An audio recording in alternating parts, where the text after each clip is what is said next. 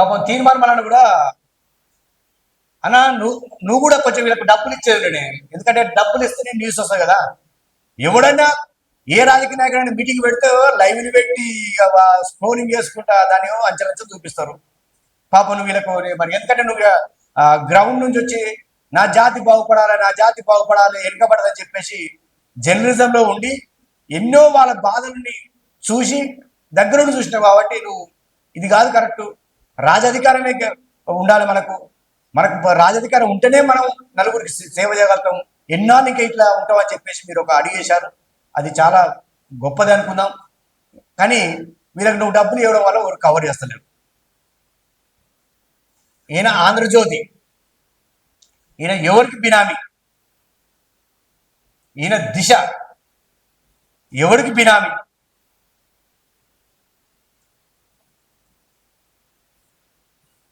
నమస్తే తెలంగాణ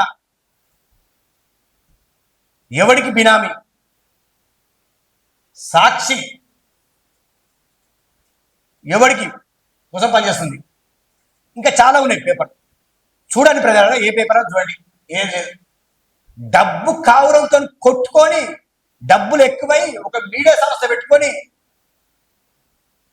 ఒక జర్నలిజం చేసి ఒక అనుభవజ్ఞుడిని వాడుకుంటూ వాళ్ళ ఆలోచన విధానం కూడా తన ఆలోచనగా చేసుకొని బతుకుతున్న వ్యవస్థలు ఇవి.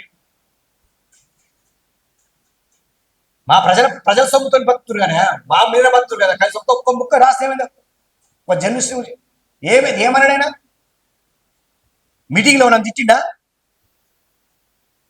ఓనర్ని విమర్శించిండా? ఏదన్నా చేసిందా? మీకు అనిపించవచ్చు ఆయన గురించి ఎందుకు ఇంత మాట్లాడతాం అంటే మన షాడో మీడియా ఉద్దేశం కూడా అది. విమర్శించడం కాదు, అడగడం నేర్చుకోవాలి, ప్రశ్నించడం నేర్చుకోవాలి ప్రభుత్వాన్ని అన్నాడు. ఆయన స్టాండ్ చెప్పిండు. అదే మిగతా నాయకులు ఏం చేస్తారంటే ఇక వాడి మీద వాడేం పీకలేదు, వీడేం పీకలేదు, నీ అంతు చూస్తుందా, నా అంతు చూస్తుందా, ఇష్టం వచ్చిన బూతులు, తెలంగాణ బూతులు తిట్టుకుంటే మనకు చూసి సంబరపడతాం.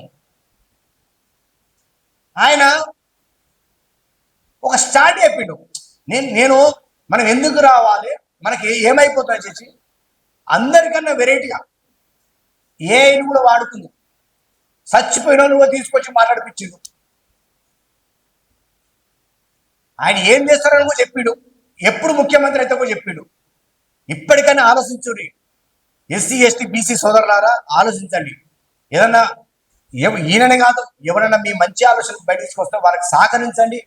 చూడండి, ఎప్పుడైతే ఈ అగ్రవర్ణాల మీద ఆధిపత్యం అధికారం ఉన్నదో మీరు ఎప్పటికైనా విద్య మాయ మాటలు చెప్పడం వీళ్ళకి అలవాటు.